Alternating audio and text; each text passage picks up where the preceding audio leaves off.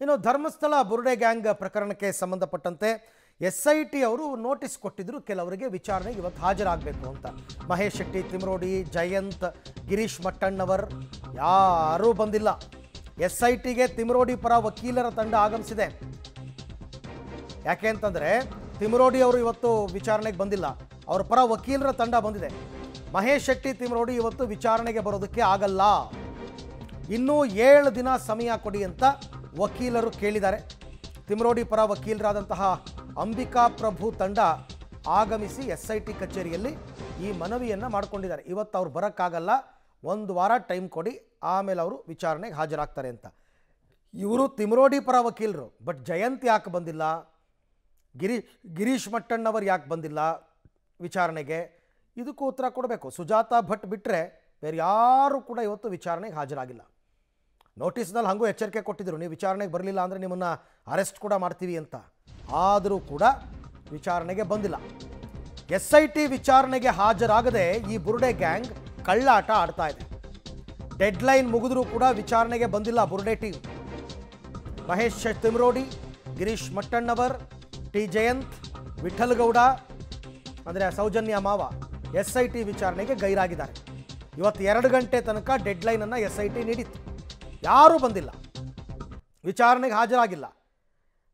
Arrest ಮಾಡಿಬಿಡ್ತಾರೆ ಅಂತನೋ ಅಥವಾ ಇವರ ವಕೀಲರ ಸಲಹೆಯ ಮೇರೆಗೆ ಹಾಜರಾಗಿಲ್ವೋ ಗೊತ್ತಿಲ್ಲ, ಬಂದಿಲ್ಲ. ಈ ಬಗ್ಗೆ ಮತ್ತಷ್ಟು ಮಾಹಿತಿ ನನ್ನ ಕೊಲೀಗ್ ಸುಕ್ಪಾಲ್ ಅವರಿಂದ ಪಡ್ಕೊಳ್ಳೋಣ. ಸುಕ್ಪಾಲ್, ಈಗ ಒಂದು ಕಡೆ ತಿಮರೋಡಿ ಪರ ವಕೀಲರು ಕೇಳ್ತಾರೆ 1 ವಾರ ಟೈಮ್ ಕೊಡಿ ಅಂತ, ಇನ್ನು ಉಳಿದವ್ರ ಪರ ಯಾರೂ ಏನೂ ಕೇಳೇ ಇಲ್ಲ. ಸೊ ಎಲ್ಲರೂ ಸೇರಿ ಎಲ್ರಿಗೂ 7 ದಿವಸ ಟೈಮ್ ಕೇಳಿದಾರಾ? ಮಹೇಶ್ ಶೆಟ್ಟಿಗೆ ಮಾತ್ರನಾ? ಈಗ SIT ಅವರ ಮುಂದಿನ ನಿರ್ಧಾರ ಏನು?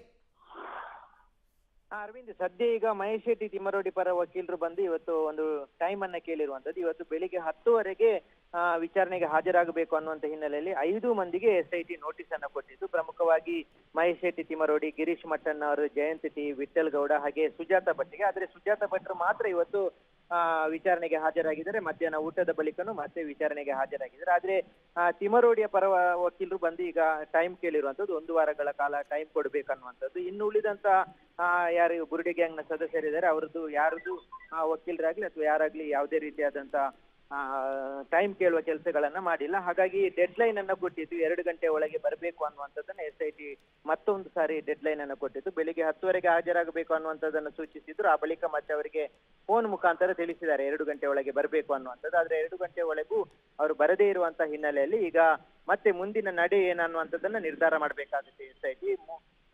ಇನ್ನೊಂದು ನೋಟಿಸ್ ಕೊಡುವಂತ ಸಾಧ್ಯತೆನೇ ಇದೆ. ಆದ್ರೆ ಈಗ ಕೊಟ್ಟಿರುವಂತ ನೋಟಿಸ್ ಅಲ್ಲಿ ವಿಚಾರಣೆಗೆ ಹಾಜರಾಗದಿದ್ರೆ ನಿಮ್ಮನ್ನ ವಶಕ್ಕೆ ಪಡೆದು ನಾವು ವಿಚಾರಣೆ ನಡೆಸಬೇಕಾಗುತ್ತೆ ಅನ್ನುವಂಥದ್ದನ್ನ ಹೇಳ್ಕೊಂಡಿದ್ರು. ಆದ್ರೆ ಈಗ ಮುಂದಿನ ನಡೆ ಏನನ್ನುವಂಥದ್ದು ಬಹಳಷ್ಟು ಕುತೂಹಲ ಇರುವಂತದ್ದು.